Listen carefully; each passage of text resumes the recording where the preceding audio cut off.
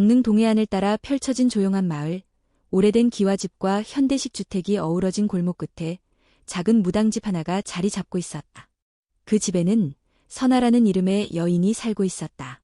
그녀는 51살의 나이에도 불구하고 군살 하나 없는 고든 자세와 또렷한 이목구비를 지닌 남다른 존재감을 가진 인물이었다.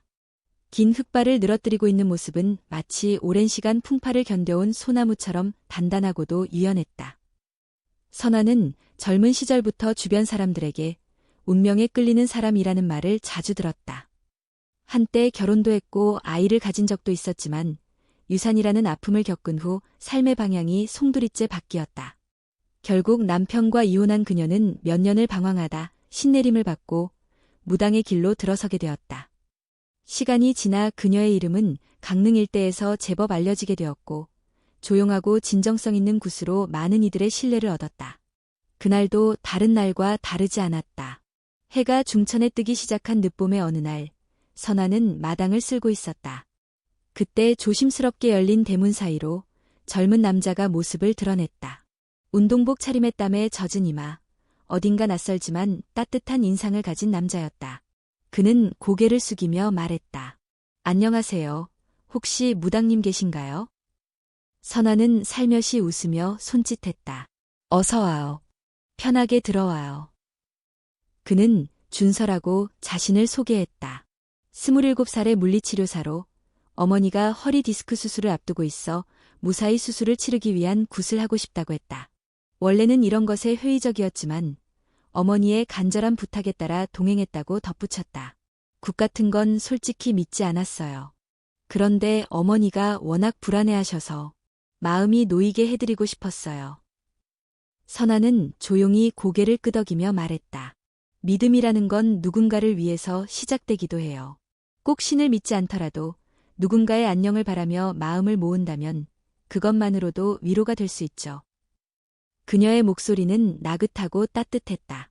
준서는 처음엔 어색했지만 어느 순간부터 선화의 말투, 눈빛, 그리고 방 안가득 퍼진 연양에 이상하게 마음이 놓였다. 그는 무당집이 이렇게 포근할 수 있다는 것에 놀랐다. 작은 굿은 집안에서 소박하게 치러졌고 선아는 굿을 마친 후 준서에게 말했다. 어머니 수술은 잘 끝날 거예요. 걱정하지 마세요. 다만 요즘 당신도 마음이 꽤 무거워 보이네요. 혹시 당신 이야기도 들어볼까요? 그 말에 준서는 잠시 멈칫했지만 자신도 모르게 고개를 끄덕였다. 그렇게 그는 사주를 보게 되었다. 선아는 천천히 장부를 펼쳐 사주팔자를 풀이하며 말했다. 준서 씨는 사람을 돕는데 재능이 많아요. 마음이 곱고 따뜻하죠. 하지만 스스로의 가치를 너무 작게 여기는 경향이 있어요. 앞으로는 자기 마음도 잘 돌봐야 해요.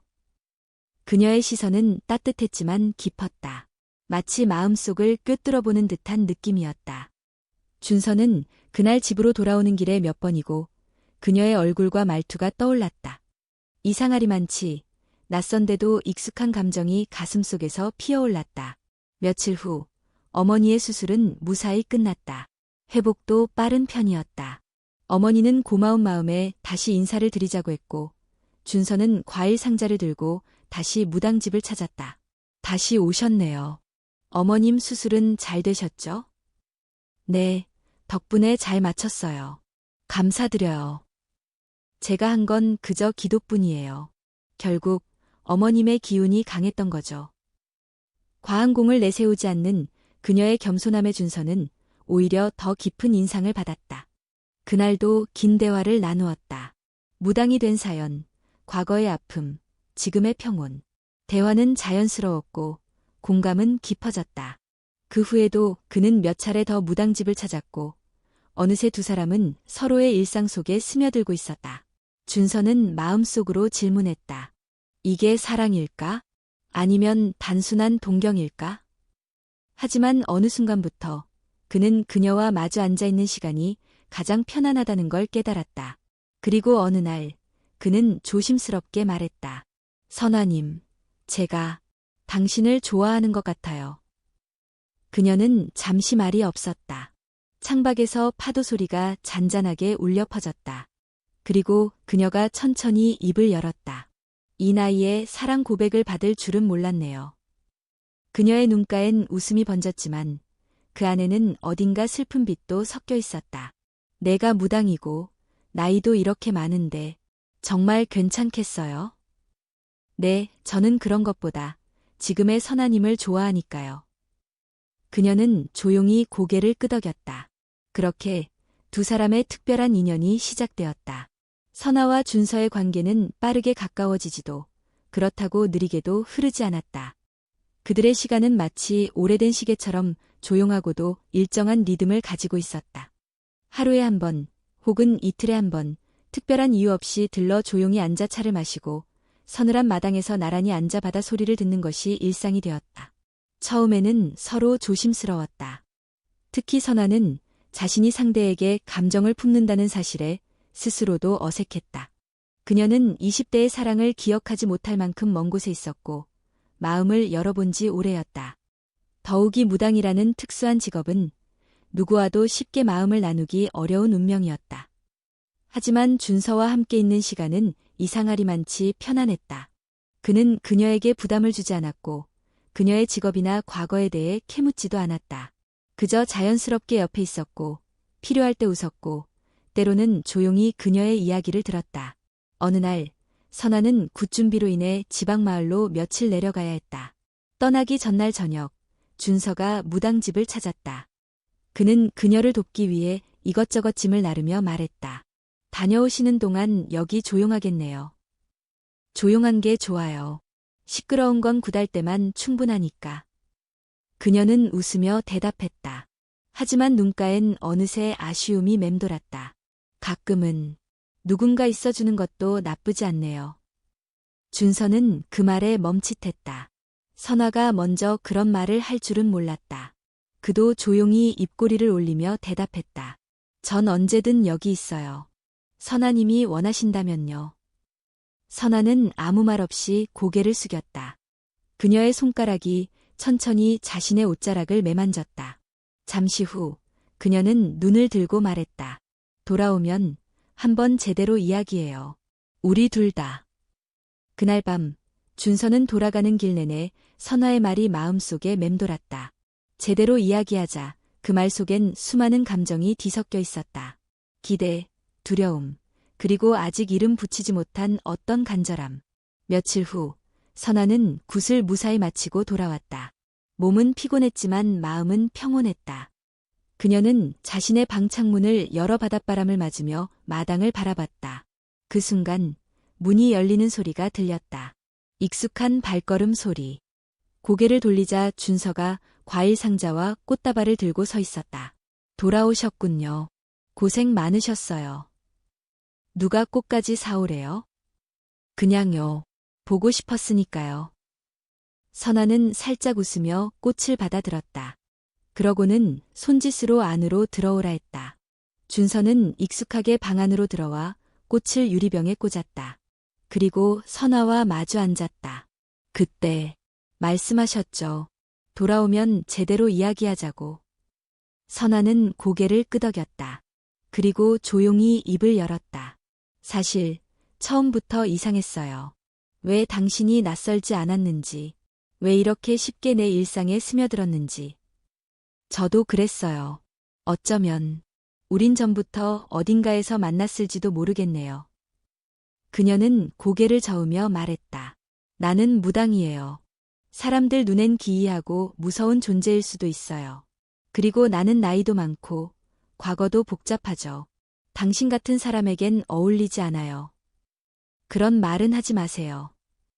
준서는 단호한 눈빛으로 그녀를 바라봤다. 저는 선아님이 무당이어서 좋아요. 사람의 아픔을 알아주고 삶의 고비를 함께 건너주는 사람. 그리고 선아님은 누구보다 따뜻한 사람이에요. 그녀는 그 말에 잠시 말을 잇지 못했다. 그녀의 가슴속에서 오래전부터 눌러왔던 감정이 조용히 올라왔다. 외로움, 두려움, 사랑, 죄책감. 하지만 그 모든 것을 뚫고 나오는 감정은 단 하나였다. 함께 있고 싶다. 그녀는 조용히 말했다. 그럼 우리 한번 해봐요. 정말요? 조건 없이. 이름 없이, 지금 이 순간부터.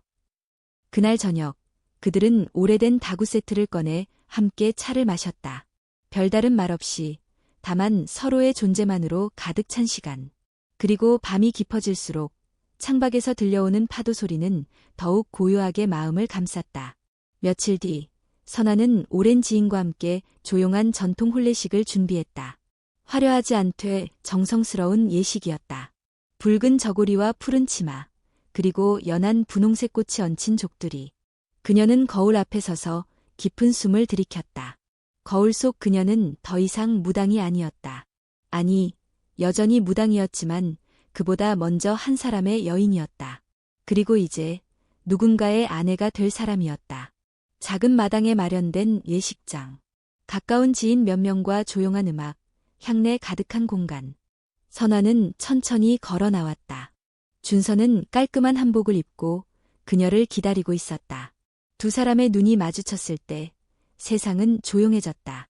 그날 강릉 바다는 유난히 잔잔했다. 강릉의 늦봄은 유난히 싱그럽고 따뜻했다. 바닷바람은 부드럽게 불었고 파도 소리는 평소보다 조용하게 들렸다. 그날 선아와 준서는 소박한 혼례식을 올렸다. 가족은 초대하지 않았다. 주변의 시선을 피하려 한 것이 아니라 그저 두 사람만의 조용한 약속을 지키고 싶었기 때문이다. 예식은 마당 한켠에서 진행되었다. 제단엔 붉은 천과 청색 천이 나란히 걸렸고 꽃 대신 쑥과 백일홍이 장식되었다. 선아는 전통 족두리 대신 단정한 댕기를 맸고 준서는 담백한 회색 한복을 입었다. 무당으로서의 예식을 더하지도 않았고 일반적인 결혼식처럼 호들갑스럽지도 않았다. 그저 두 사람이 서로를 바라보며 맺는 조용한 서약이었다. 오늘부터 당신의 기쁨이 나의 기쁨이고 당신의 아픔이 나의 아픔입니다. 그 말에 선아는 눈을 감았다. 그리곤 조용히 고개를 끄덕였다. 당신의 길이 어디든 나는 함께 걷겠습니다. 그 순간 마당을 감싸는 공기가 조금 더 따뜻해진 듯했다. 결혼 이후 두 사람의 삶은 크게 달라지지 않았다. 여전히 선아는 구슬하고 사람들의 운명을 상담했고 준서는 병원에서 환자들을 돌봤다. 밤이 되면 마당의 평상에 앉아 하루를 나누고 함께 차를 마시며 바다의 냄새를 들이켰다. 특별한 일은 없었지만 매 순간이 고요한 축복처럼 느껴졌다. 그렇게 몇 달이 흘렀다. 어느 날 오후 선아는 상담 중에 낯선 남자 하나를 마주했다. 단정한 셔츠와 블랙 팬츠를 입은 그 남자는 말수가 적고 눈빛이 진중했다. 이름은 민준. 29살. 현재 수도권의 물류회사에서 중간관리자로 일하고 있으며 최근 상사와의 갈등으로 퇴사를 고민 중이라고 했다. 사실 직장 문제 때문만은 아니에요. 뭔가 요즘 들어 계속 가슴이 답답하고 불안해서요. 그는 조용히 고백했다. 꿈을 자주 꿔요. 낯선 바다 위를 걷고 있는데 뒤에서 거대한 뱀이 따라오는 꿈이에요. 무섭지는 않은데 이상하게 생생해서요. 선아는 그 말을 듣고 잠시 멈췄다. 바다. 뱀 낯설음 속에 익숙함. 그녀는 책상 위에 놓인 단지 하나를 집어들었다. 그리고 촛불을 켜며 눈을 감았다. 당신의 꿈은 단순한 무의식이 아닐 수도 있어요. 그 뱀은 위협이 아니라 어떤 신호일 수 있어요. 당신에게 다가오는 변화, 혹은 오래된 인연의 그림자. 민주는 그녀의 말을 가만히 듣고 있었다. 하지만 마음 한쪽에선 이상한 끌림이 생기고 있었다. 이 여자는 무당인데 이상하게도 무섭지 않았다. 오히려 몹시 매력적이었다. 그녀의 말투, 움직임, 눈빛, 모든 것이 절제되어 있었고 동시에 유혹적이었다. 민주는 스스로를 다잡았다. 그는 이런 감정을 느끼려고 온 것이 아니었다. 하지만 감정이라는 것은 언제나 이성보다 앞선다. 그날 이후 민주는 이유 없이 그녀를 떠올렸다.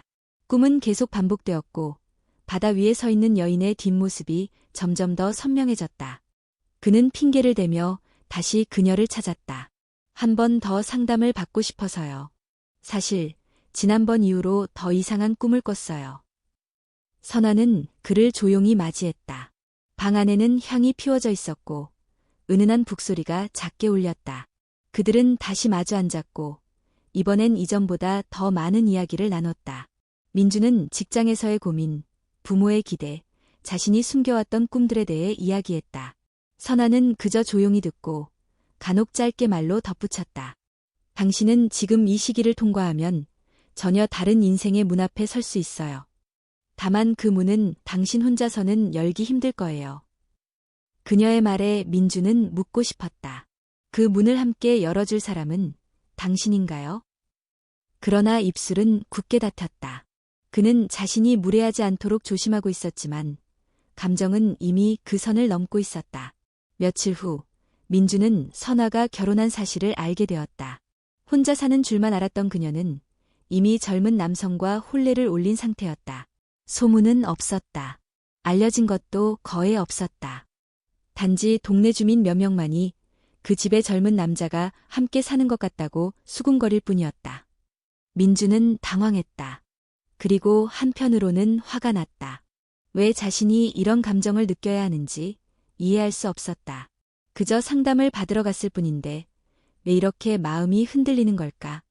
그는 다시는 그녀를 찾지 않으려 했다. 그렇게 며칠이 흘렀다. 그러나 결국 그는 다시 발걸음을 옮겼다. 그날 무당집의 문을 열었을 때 선아는 마침 마당에서 작은 제를 준비하고 있었다.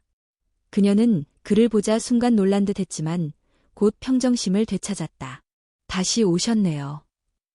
네, 마지막으로 한 가지만 묻고 싶어서요. 말씀하세요. 민주는 깊게 숨을 들이마시고 말했다. 당신은 이미 누군가의 아내인데도 제 마음을 이렇게 흔드는 겁니까? 그녀는 잠시 말이 없었다. 그리고 고개를 돌려 바닷속을 바라봤다. 그게 나도 잘 모르겠어요. 당신을 처음 봤을 때부터 이상하게 익숙했어요. 불편하지 않았고 오히려 편안했죠. 그녀는 조용히 말했다. 혹시 우리가 전에 만난 적이 있을까요? 이 생이 아니더라도. 민주는 대답하지 못했다. 그 순간 저 멀리 파도 소리가 높아졌다. 그들의 운명은 이제 막 물살을 타기 시작하고 있었다. 민주는 무당집을 나선 후에도 발걸음이 쉽게 떨어지지 않았다. 그가 방금 한 말, 왜 당신은 제 마음을 흔드나요? 는 단순한 감정의 고백이 아니었다. 그것은 감히 넘을 수 없다는 걸 알면서도 멈출 수 없는 열망의 시작이었다. 며칠이 지났다. 민주는 다시는 찾아가지 않겠다고 다짐했지만 어느새 그의 일상에는 선아라는 이름이 들어와 있었다. 커피를 마시면서도 늦은 밤 창밖을 바라보면서도 그녀의 목소리와 눈빛이 떠올랐다. 그는 그 감정을 부정하지 않기로 했다. 그러나 문제는 감정만으로 설명할 수 없는 현실에 있었다. 선아는 결혼한 여자였다. 그것도 자신의 나이보다 어린 남자와 조용히 살아가고 있는 아내였다. 민주는 처음엔 믿을 수 없었다. 그 젊은 남자는 누구이며 어떻게 그런 관계가 성립될 수 있는지 이해할 수 없었다. 하지만 진실은 의외로 담담했다. 선아는 어느 날 오후 마당에 조용히 차를 준비하며 민준을 불렀다. 그는 잠시 머뭇거리다 앉았고 그녀는 향을 피운 뒤 조용히 입을 열었다. 민준 씨, 당신 마음 알고 있어요. 그 말에 민주는 고개를 들지 못했다. 나는 무당이에요. 사람의 속을 보는 건 어쩌면 너무 익숙한 일이죠. 당신이 나를 보고 어떤 감정을 느끼는지도 알아요. 나 역시 그런 감정을 느끼고 있어요. 그녀의 고백은 예상 밖이었다. 민주는 눈을 들었다. 그녀는 담담한 표정이었지만 눈동자엔 흔들림이 분명했다. 그럼 왜 피하셨죠? 피하려 했던 게 아니라 감당할 수 없다고 생각했어요. 나에게는 남편이 있어요. 그리고 그도 나를 진심으로 사랑해줘요. 하지만 당신도 저를 신경 쓰잖아요. 그건 부정할 수 없잖아요. 그녀는 고개를 끄덕였다. 맞아요. 당신과 있으면 이상하게 마음이 평안해지고 가슴이 뛰어요. 무당으로서 그런 감정은 부적절하다고 생각했지만 여자로서는 솔직히 행복했어요. 그 말은 민준의 마음을 더욱 복잡하게 만들었다. 그는 손을 모아 무릎 위에 올리며 낮게 물었다. 그럼 이제 어떡하시겠어요? 선아는 말없이 바람을 느꼈다. 바닷바람은 어느새 차가워지고 있었다. 당신이 괜찮다면 난 한 가지 제안을 하고 싶어요. 제안이요? 우리 셋이 함께 살아볼 수 있을까요? 그 순간 민주는 말을 잃었다. 상상하지 못했던 말이었다. 사랑을 고백받고 받아들여질 거라고는 생각했지만 함께 산다는 말은 전혀 다른 차원의 이야기였다. 그게 가능한가요? 그 누구도 쉽게 이해하진 않겠죠. 나도 이게 옳은 일인지 확신할 수 없어요. 하지만 마음을 나눴고 서로를 소중히 여긴다면 형태는 달라도 관계는 진실할 수 있다고 생각해요. 민주는 침묵했다. 그러고는 천천히 고개를 끄덕였다. 도전해보고 싶어요. 당신이 그만큼 용기를 냈다면 나도 두려워하지 않을게요. 선아는 숨을 깊게 내쉬었다. 하지만 아직 한 가지 남은 관문이 있었다. 그녀는 그날 밤 남편 준서에게 모든 것을 이야기하기로 결심했다. 그날 밤 집안은 유난히 고요했다. 선아는 작은 촛불을 켜고 준서를 마주 앉혔다. 그의 얼굴에는 이상하리만큼 평온한 기운이 감돌았다. 준서야, 나 너에게 솔직히 이야기할 게 있어. 그녀는 민준과의 만남, 감정의 변화, 그리고 지금의 고민을 있는 그대로 이야기했다. 준서는 처음엔 말이 없었다. 이마에 힘이 들어갔고 손은 무릎 위에서 굳게 쥐어졌다. 그럼 이제 나를 떠나겠다는 거야? 아니야. 절대 아니야. 나는 여전히 너를 사랑해. 하지만 민준도 나에게는 중요한 인연이야. 이상하겠지만 나도 혼란스러워. 그래서 내게 물어보는 거야. 함께 살 수 있을지. 준서는 잠시 그녀를 바라보다 고개를 떨궜다. 내가 반대한다고 해서 당신 마음이 없어지는 것도 아니잖아. 당신 마음이 그렇게 흘러간다면 나도 그걸 막을 수 없을 거야. 그는 떨리는 목소리로 말을 이었다. 하지만 질투는 날 것 같아. 당신이 민준이랑 있는 걸 보면 분명 속이 쓰릴 거야. 선아는 그의 손을 꼭 잡았다. 그럴 땐 말해줘. 무조건 이해하라는 건 아니야. 그냥 우리 셋이 함께 솔직하게 살아보자는 거야.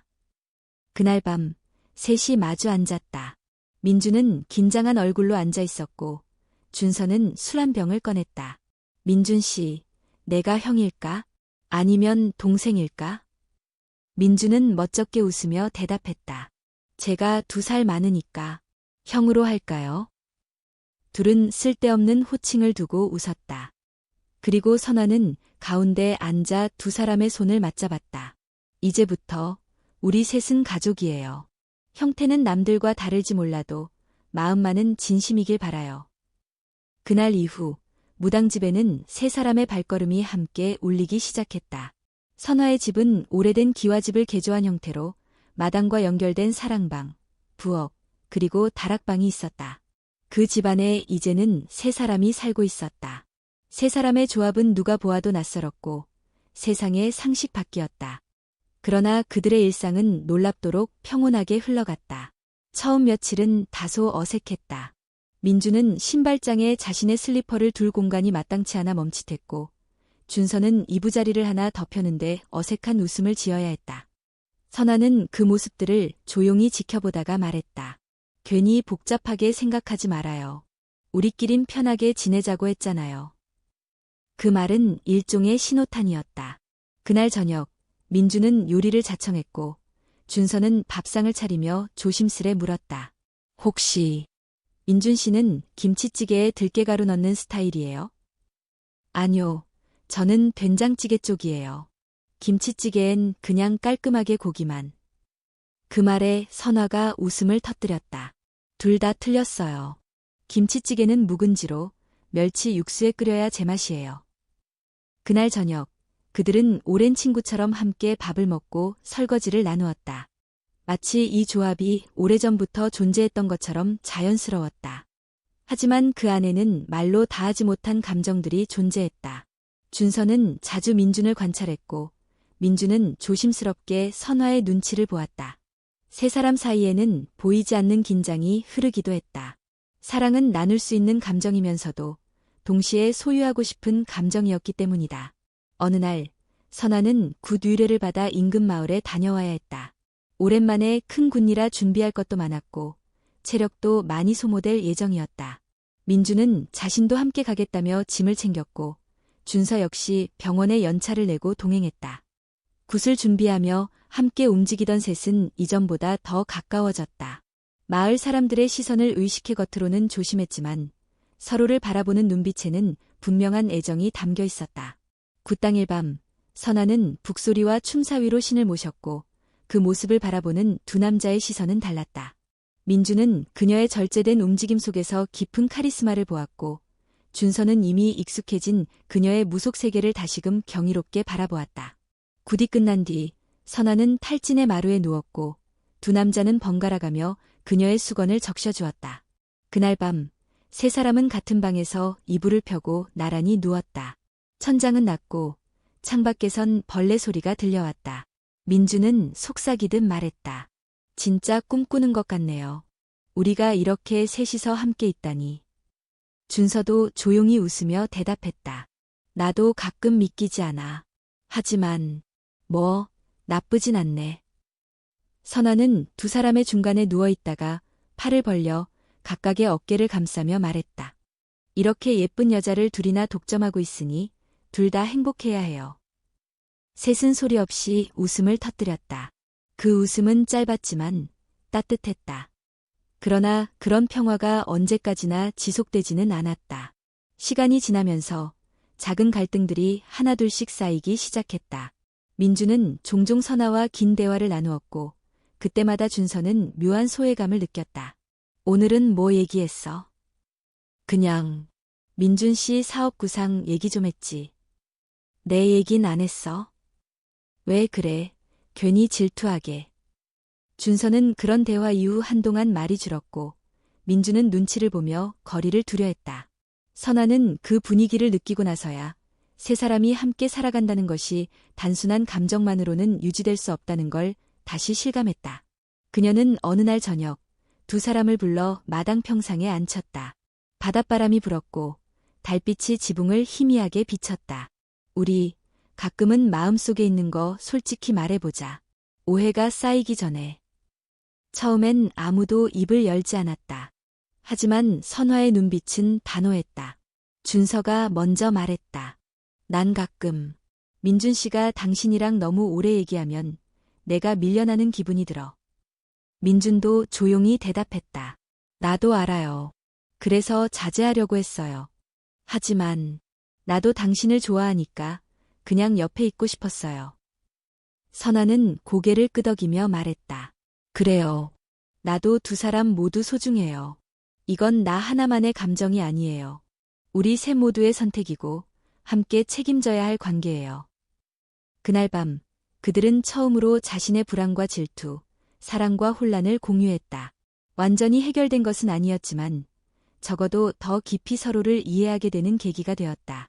그리고 그 다음 날 아침 선아는 속이 울렁이고 어지러운 것을 느꼈다. 처음엔 피로 탓이라 생각했지만 시간이 지나도 증상이 나아지지 않았다. 그녀는 조용히 병원에 다녀왔고 며칠 후 두 남자를 마주 앉혀 조심스럽게 말했다. 나 임신했어요. 그 말에 두 남자는 동시에 눈을 동그랗게 떴다. 그리고 침묵. 길고 무거운 침묵이 방안을 감쌌다. 나 임신했어요. 선아의 목소리는 낮고 조심스러웠지만 방안을 가득 채운 그 한마디는 벼락처럼 내리꽂혔다. 준서와 민주는 동시에 그녀를 바라보았다. 놀람, 당황, 기쁨, 그리고 복잡한 감정이 얽힌 침묵이 길게 흘렀다. 준서가 먼저 입을 열었다. 정말이야? 응, 며칠 전부터 몸이 이상했는데 병원에 가봤더니 확실하대. 민주는 손가락을 불안하게 꼼지락거리며 조심스럽게 물었다. 그럼 지금 몇 주 차야? 7주 정도. 아직 초기야. 이번엔 준서와 민준의 시선이 서로를 향했다. 그들의 눈빛은 말하지 않아도 알 수 있었다. 아이의 아버지가 누굴까? 라는 의문이 이미 머릿속을 지배하고 있었다. 선아는 그 눈빛을 놓치지 않았다. 그녀는 깊은 숨을 내쉬고 단호한 어조로 말했다. 지금 이 순간, 그게 그렇게 중요한 문제일까? 준서는 아무 말도 하지 않았다. 민준 역시 입을 다문 채 눈을 떨구었다. 그녀는 조용히 말을 이었다. 누구 아이든 내 뱃속에 생명이 있다는 건 분명해. 그리고 나는 이 아이를 낳고 싶어. 그게 내 결정이야. 그 말에 준서가 고개를 들었다. 나도 반대하진 않아. 단지 그 아이가 누구 아이인지 모르니까 솔직히 혼란스러워. 민준도 말을 이었다. 나 역시 아이를 환영해. 하지만 이게 현실이 되니 마음이 복잡해져. 그날 밤 셋은 각자의 방에서 따로 잠을 청했다. 처음으로 집안에 침묵이 오래 머물렀고 그 침묵은 마치 한기를 머금은 바닷바람처럼 스며들었다. 며칠 뒤 선아는 정기검진을 위해 병원을 찾았다. 의사는 고령 임신이라는 점을 강조하며 조심할 것을 당부했다. 혈압과 체중, 호르몬 수치를 면밀히 체크하고 차후 출산 리스크에 대해 설명했다. 선아 씨, 임신 자체가 기적과도 같지만 동시에 굉장히 위험한 상태입니다. 특히 출혈 가능성과 태반 이상은 철저히 대비해야 합니다. 그녀는 고개를 끄덕였다. 몸보다 마음이 더 무거웠다. 돌아오는 길, 그녀는 바다 앞벤치에 앉았다. 파도 소리가 들려왔고 바람은 서늘했지만 숨을 쉬게 해주었다. 그녀는 손을 아랫배 위에 얹고 중얼거렸다. 내가 누구 아이인지는 모르지만 나는 널 끝까지 안고 갈 거야. 설령 혼자가 되더라도. 그날 저녁, 선아는 두 사람과 함께 저녁 식사를 준비하며 태연한 척했지만 그들의 눈빛은 여전히 어색하고 멀게 느껴졌다. 민주는 식사 도중 물컵을 만지작거리며 조심스럽게 말했다. 선아 누나, 혹시 아이에 대해 검사해 볼 생각은 있어? 무슨 검사? 유전자 검사 같은 거, 아버지가 누군지 확인하는. 그 말에 선아는 조용히 수저를 내려놓았다. 그녀는 웃지도 화내지도 않았다. 단지 담담하게 말했다. 지금은 아니야. 난 아이가 누군가의 책임으로 태어나는 게 아니라 우리 모두의 선택으로 태어났으면 해. 준서도 묵묵히 고개를 끄덕였다. 그러고는 말을 보탰다. 사실 나도 같은 생각이야. 굳이 지금부터 확인해서 갈등을 만들고 싶진 않아. 누나가 아이를 낳겠다고 결심한 거라면 나도 옆에서 함께할 거야. 민주는 고개를 숙였다. 마음 한편이 뜨끔했지만 동시에 안도감이 밀려왔다. 그들도 각자의 방식으로 받아들이고 있었다. 하지만 바깥 세상은 그렇게 관대하지 않았다. 임신 소식은 조용히 퍼져나가기 시작했다. 동네 아주머니들의 입을 타고 가까운 지인들의 귀를 통해 점점 더 구체적인 소문이 되었다. 무당이 젊은 남자 2명과 살면서 아이까지 가졌대. 도대체 아버지는 누구래? 이런 게 말이 되냐? 며칠 후 준서의 어머니가 집 앞에 불쑥 찾아왔다. 그녀는 얼굴이 상기된 채 현관문 앞에 서 있었고 선아가 문을 열자마자 목소리를 높였다. 이게 도대체 무슨 일이에요? 이게 사람 사는 모습이에요? 선아는 침착하게 그녀를 안으로 모셨다. 준서는 마당에 나와 어머니를 붙잡았지만 그녀의 분노는 쉽게 가라앉지 않았다. 우리 준서가 무슨 죄가 있어서 이런 꼴을 당해요? 아이는 또 뭐고 다른 남자는 또 누구예요? 민준도 곧이어 밖으로 나왔다. 상황은 금세 삼자 대면이 되었다. 긴장감이 감돌았고 선아는 조용히 입을 열었다. 어머님, 죄송해요. 하지만 이건 저희 셋이 충분히 고민해서 결정한 일이에요. 무슨 고민이요? 무슨 결정을요? 3명이 함께 산다는 게 말이 돼요? 선아는 더는 설명하려 하지 않았다. 그녀는 그저 자신의 뱃속 아이를 지키기 위해, 자신의 선택을 지키기 위해 침묵을 택했다. 그날 밤, 준서는 어머니를 숙소까지 모셔다주고 돌아오며 말했다. 내가 선택한 사랑이에요. 나중에 어떤 결과가 오더라도 그건 내가 감당할게요. 집으로 돌아온 그는 선아의 방 앞에 서서 한참을 망설이다가 문을 열었다. 그녀는 등불 아래 조용히 앉아 있었다. 그는 그녀 옆에 앉아 손을 뱃속 위에 얹었다. 무섭진 않아요. 다만 이 아이가 커갈수록 우리가 얼마나 더 단단해야 할지를 생각하게 돼요. 선아는 작게 미소 지으며 그의 손을 감쌌다. 그 순간 민준이 문을 두드렸다. 조용히 들어온 그는 두 사람 앞에 앉아 조용히 말했다. 나도 같은 마음이에요. 우리 아이가 누구 아이인지는 중요하지 않아요. 우리가 함께 지켜야 할 생명이잖아요. 그 밤, 세 사람은 처음으로 하나의 목표를 공유했다. 복잡한 감정 위에 작은 생명이 피어나고 있었다. 임신 소식이 퍼져나간 지 얼마 지나지 않아 선아는 몸뿐 아니라 마음의 피로도 함께 쌓이고 있음을 느꼈다. 주변의 시선, 속삭임, 그리고 자신을 바라보는 두 남자의 엇갈린 감정들. 모든 것이 조용한 파도처럼 밀려왔다가 밤이 되면 거세게 몰아치는 바람처럼 그녀를 흔들었다. 어느 날 새벽, 선아는 꿈을 꾸었다. 짙은 안개 속 어린 소녀 하나가 혼자 울고 있었다. 그녀는 선아의 손을 꼭 붙잡고 말했다. 엄마, 왜 나 버렸어? 깨어난 선아는 숨이 가빠왔고 손은 차가운 땀에 젖어 있었다. 아랫배에 손을 얹은 채 그녀는 창밖을 바라보았다. 동이 틀 무렵의 하늘은 희미했고 그녀의 가슴속 깊은 곳에서 오래전 기억 하나가 떠올랐다.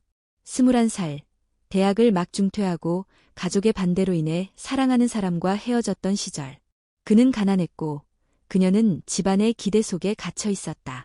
그리고 그녀는 그와의 사이에서 아이를 가졌지만 가족은 그것을 수치로 여겼고 결국 병원으로 끌려가 낙태를 강요당했다. 그날의 차가운 수술대, 그리고 얼어붙은 침묵. 그 기억은 오랫동안 그녀의 의식 아래에 묻혀 있었지만 지금 이 순간 배 속의 아이가 자라나는 동안 다시 꿈틀대고 있었다. 그 아이가 돌아온 걸까? 선아는 자신에게 물었다. 그저 감정적인 환상일 수도 있었지만 무당으로서 그녀는 본능적으로 느꼈다. 이번 생명은 단순한 우연이 아니라고. 그것은 마치 오래전 그녀가 잃어버린 인연이 다시 손을 뻗은 듯한 기분이었다. 며칠 후, 민주는 집 근처의 카페에서 지인을 만났다. 대화 도중 그 지인이 불쑥 말을 꺼냈다. 요즘 너랑 같이 산다는 그 무당 있잖아. 예전에 이상한 소문 많았던 거 알아? 무슨 소문? 젊었을 때 애 낳을 뻔했다가 부모 때문에 병원 끌려갔다더라. 나중엔 정신적으로도 많이 힘들었다고 하던데. 민주는 표정을 굳혔다. 그는 처음 듣는 이야기였다. 선아는 그런 말을 한 적이 없었다. 하지만 이제 와서 생각해보니 그녀가 때때로 깊은 밤, 이유 없이 불안해하며 눈을 감고 있던 장면들이 떠올랐다. 그날 저녁, 민주는 조심스레 선아에게 물었다. 누나, 예전에 아이를 가진 적 있어? 선아는 멈칫했다. 그리고 조용히 물컵을 내려놓았다. 누가 말했어? 그냥 지인한테 들었어. 사실인지 아닌지 중요한 건 아니야. 다만 누나가 혼자 힘든 기억을 안고 있다면 이제는 나누는 게 좋을 것 같아서.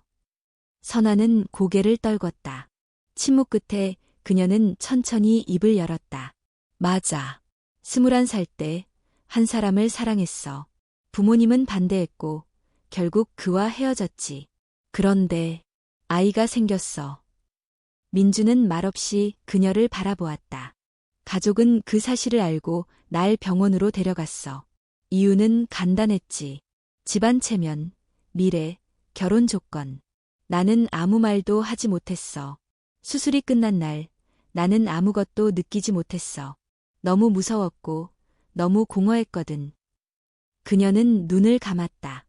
그리고 그날 이후로 나는 내 안에 있던 감정들을 하나씩 지워갔어.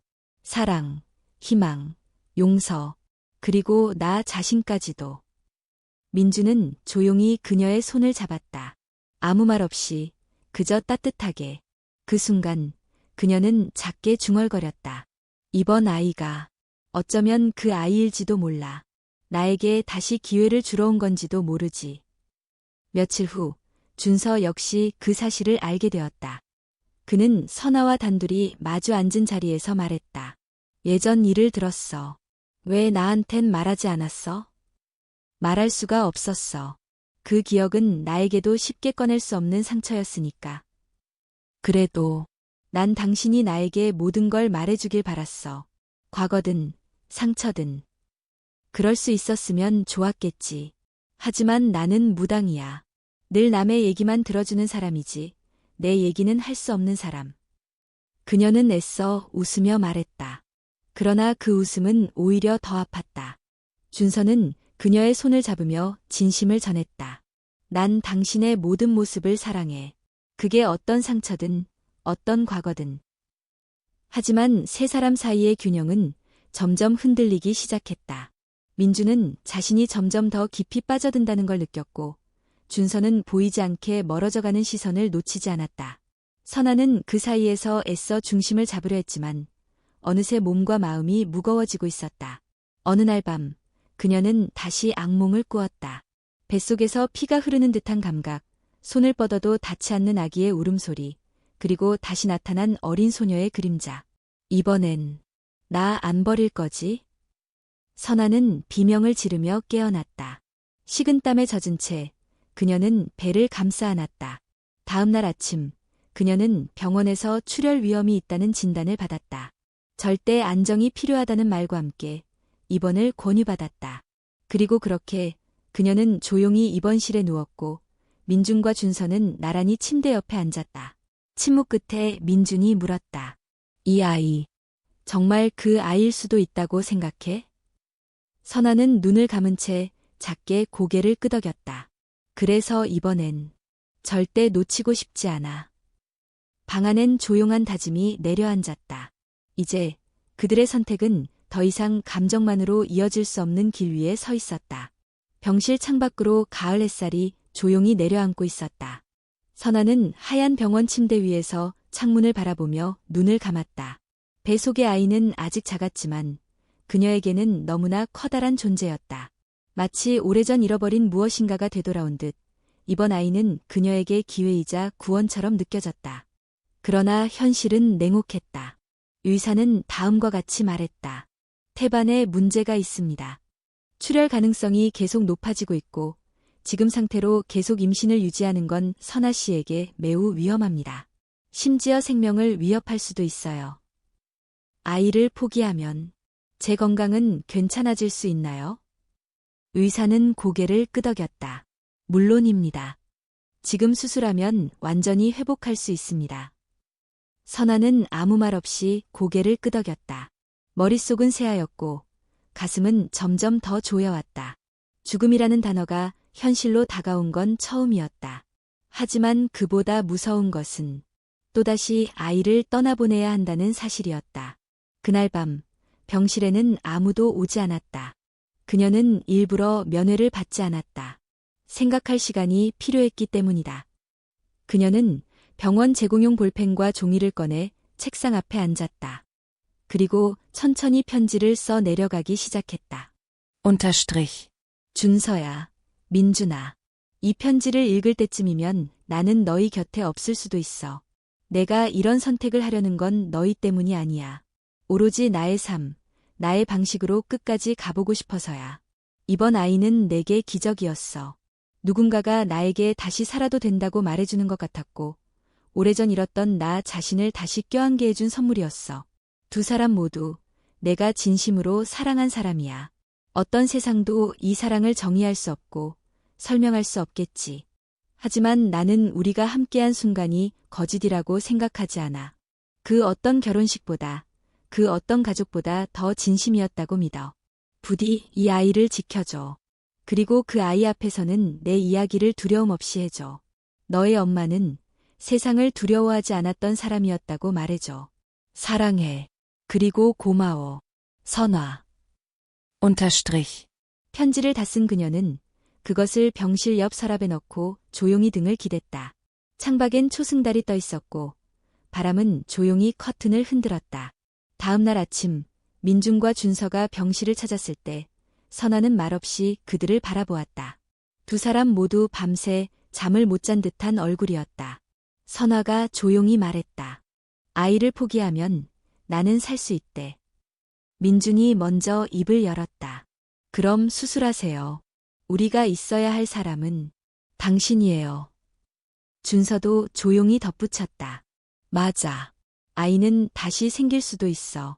하지만 당신은 다시 돌아올 수 없어. 선아는 그들의 말을 조용히 들었다. 그리고 고개를 저었다. 그렇게 말해줘서 고마워. 하지만 나는 이 아이와 끝까지 가고 싶어. 이번엔 내가 선택하고 내가 책임지고 싶어. 민주는 말없이 눈을 감았다. 준서는 두 손으로 얼굴을 감쌌다. 세 사람은 그렇게 각자의 자리에서 조용히 무너졌다.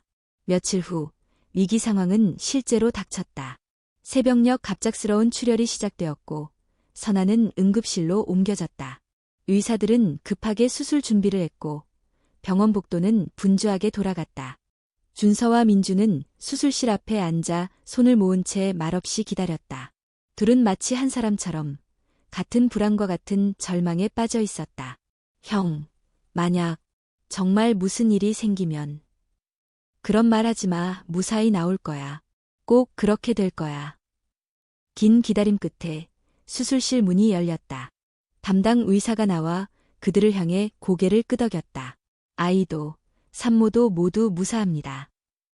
그 말에 두 사람은 동시에 눈물을 터뜨렸다. 수술실 안 회복 중인 선아는 아직 의식을 완전히 회복하지 못한 상태였지만 얼굴은 평온해 보였다. 그녀의 곁에 앉은 준서가 조용히 그녀의 손을 잡았다. 고마워. 살아줘서 정말 고마워. 민주는 병원 가방 안에서 편지를 꺼냈다. 간호사가 발견해서 건네준 것이었다. 그는 잠시 머뭇거리다 편지를 가슴에 안고 말했다. 우린 읽지 않았어. 왜냐면 당신을 보낼 준비가 안 되어 있었으니까. 며칠 후 선아는 완전히 의식을 회복했고 아이는 조심스럽지만 건강하게 자라고 있었다. 의사는 절대 안정을 권하며 앞으로 몇 개월 동안은 특별히 조심해야 한다고 했다. 병실의 분위기는 조금씩 밝아졌다. 민주는 침대 옆에 작은 풍선을 달았고 준서는 아침마다 죽을 끓여왔다. 하루는 선아가 조용히 물었다. 혹시 편지 읽었어? 준서와 민주는 동시에 고개를 저었다. 그녀는 웃으며 말했다. 고마워. 안 읽어줘서. 그 말엔 많은 의미가 담겨 있었다. 사랑, 신뢰, 두려움, 그리고 다짐. 그날 밤 병실의 창문은 열려 있었고 가을 바람이 살짝 이불 위를 스쳐갔다. 선아는 배를 살며시 매만지며 속삭였다. 이번엔 끝까지 함께 갈게. 절대 널 놓지 않을 거야. 그리고 그 다짐은 세 사람 모두의 다짐이 되었다. 출산을 몇 달 앞둔 어느 날 오후, 선아는 마당에서 햇빛을 맞으며 차를 마시고 있었다. 병원에서 퇴원한 지 한 달이 지났고 몸은 안정된 상태였다. 민준과 준서는 돌아가며 그녀를 돌보며 일상을 꾸려나가고 있었고 세 사람은 비로소 조용한 평화를 되찾은 듯 보였다. 그러나 그 평화는 오래가지 못했다. 문을 두드리는 소리에 선아가 일어났다. 현관 앞에는 낯익은 얼굴 하나가 서 있었다. 짧은 머리칼, 무거운 눈빛, 그리고 말없이 선아를 바라보는 눈동자. 오랜만이네, 선아. 그는 선화의 과거 남편이었다. 이름은 정우. 10여 년 전 이혼한 남자. 그녀가 유산을 겪고 무속인의 길로 들어서기 전 함께 살았던 사람. 여긴 무슨 일이야? 너 소식 들었어. 아이 가졌다고. 근데 이혼, 너 나한테 끝까지 사인 안 받았던 거 기억나? 그 말에 선화의 손에서 찻잔이 흔들렸다. 오래전에 기억 속에 묻어두었던 사소한 사실 하나가 번개처럼 떠올랐다. 서류는 보냈지만 마지막 도장 하나를 받지 못했던 것. 정우는 해외로 떠났고 그녀는 그 후 연락을 끊은 채 무속인의 삶에 몰입했다. 그건 난 끝난 줄 알았어. 아니야. 법적으로 우린 아직 부부야. 내가 낳을 아이도 내 아이로 등록될 수도 있어. 그 말은 선화의 가슴을 찌르는 송곳처럼 깊었다. 당황한 기색을 감추려 했지만 손끝이 떨렸다. 정우는 말을 이었다. 이게 너답지 않아. 젊은 남자 둘이랑 살면서 아이까지? 무당이 무슨 신성한 존재라도 되는 줄 알았는데 이런 식으로 살다니. 그의 목소리는 비난과 조소가 섞여 있었다. 선아는 침착하려 애쓰며 말했다. 지금 와서 뭘 원하는 거야? 확인하러 왔어. 이게 정말 너의 결정인지. 그리고 아직도 법적으로는 내 아내인지. 그 순간 집안에서 민준과 준서가 나왔다. 둘 다 정우를 처음 보는 듯 경계심 가득한 눈빛이었다. 정우는 그들을 훑어보며 비웃었다. 이 둘 중 누가 아버지야? 아니면 둘 다. 분위기는 순식간에 싸늘해졌고 선아는 정우를 바라보며 단호하게 말했다. 나와 아이의 삶은 이제 내가 관여할 수 있는 영역이 아니야. 서류가 필요하다면 내가 정리할게. 하지만 내 선택을 조롱하러 온 거라면 당장 돌아가. 정우는 말없이 고개를 끄덕였다. 그러나 떠나기 전 그는 한마디를 덧붙였다. 신이 너한테 허락했을까? 이 모든 걸. 그가 떠난 뒤 마당에는 무거운 침묵이 내려앉았다. 민주는 참지 못하고 물었다. 그 사람이 정말 법적으론 아직 남편이야? 선아는 천천히 고개를 끄덕였다. 내가 그 사실을 잊고 있었어. 아니, 외면했는지도 몰라. 마음에선 이미 정리됐다고 생각했으니까. 준서도 무겁게 입을 열었다. 그럼 이 아이도 법적으로는 그 사람 아이가 될 수 있다는 거야? 그럴 수도 있어. 하지만 나는 그걸 받아들일 생각 없어. 그날 밤 선아는 혼자 신단 앞에 앉았다. 촛불을 켜고 향을 피우고 조용히 북을 두드렸다. 그녀는 스스로에게 묻고 있었다. 내가 가는 이 길이 진정신의 뜻일까? 아니면 나의 욕심일까? 그리고 다음 날 그녀는 하나의 결심을 내렸다. 굿을 열겠어. 공개적으로. 신의 뜻을 직접 묻고 그 앞에서 내 길을 확인할 거야. 그녀의 선언에 두 남자는 놀랐지만 반대하지 않았다. 그들도 어딘가에서 답을 원하고 있었다. 며칠 후 마당에는 작은 굿당이 차려졌다. 평소보다 더 많은 향, 더 많은 북, 그리고 더 많은 촛불. 인근 무속인들도 함께했다. 마을 사람들 중 일부는 멀리서 조용히 바라보았고 몇몇은 손가락질을 하며 수근거렸다. 그러나 선화의 눈빛은 흔들리지 않았다. 그녀는 무당으로서, 여인으로서, 어머니로서 신 앞에 섰다. 굿이 시작되고 북소리는 점점 커졌으며 그녀의 몸은 춤을 따라 움직였다. 무릎을 꿇고 다시 일어서며 그녀는 하늘을 향해 소리쳤다. 신이시여, 저를 내려다보소서.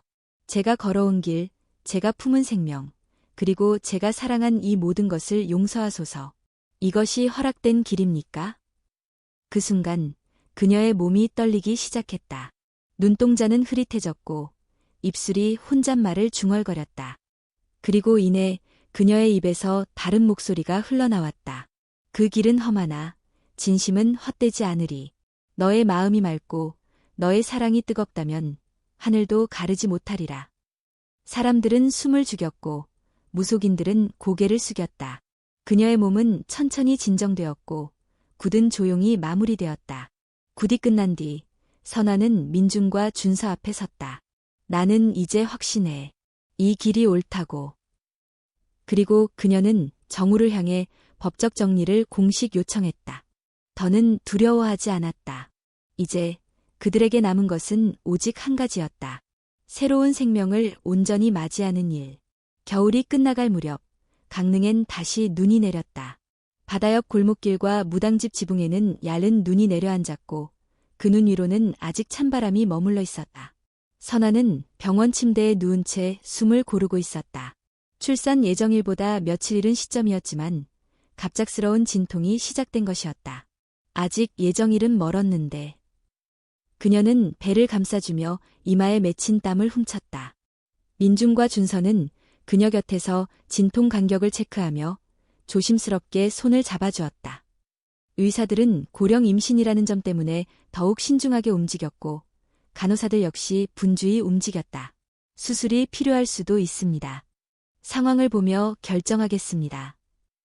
의사의 말에 준서와 민주는 서로 눈빛을 나누었다.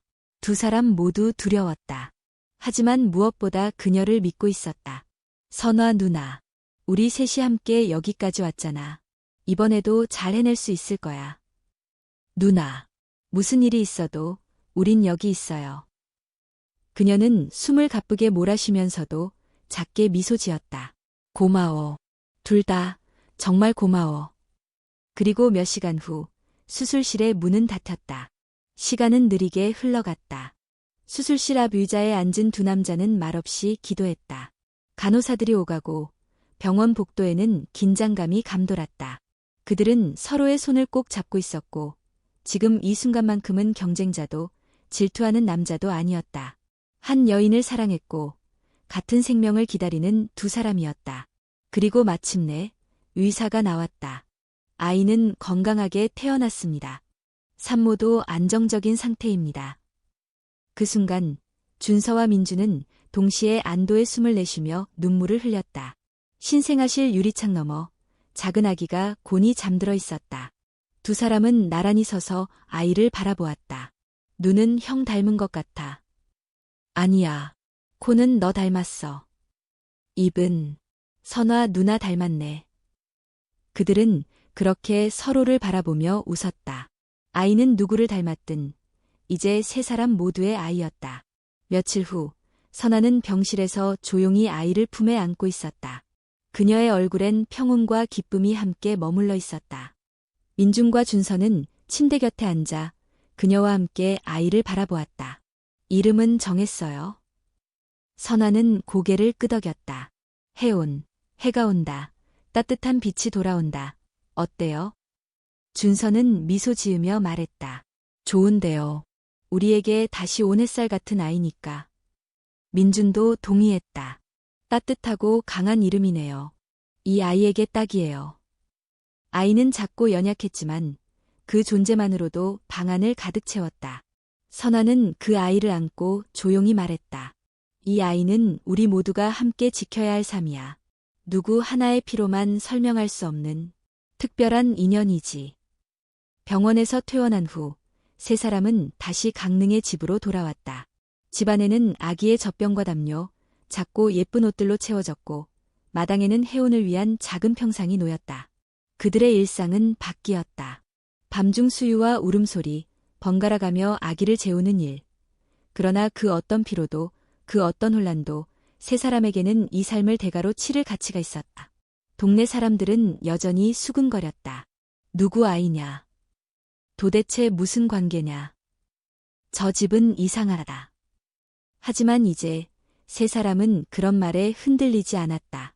가족의 형태는 누구보다 낯설었지만 그 안의 사랑과 책임은 누구보다 진심이었다. 준서의 어머니는 한동안 연락을 끊었지만 시간이 지나며 천천히 연락을 다시 하기 시작했다.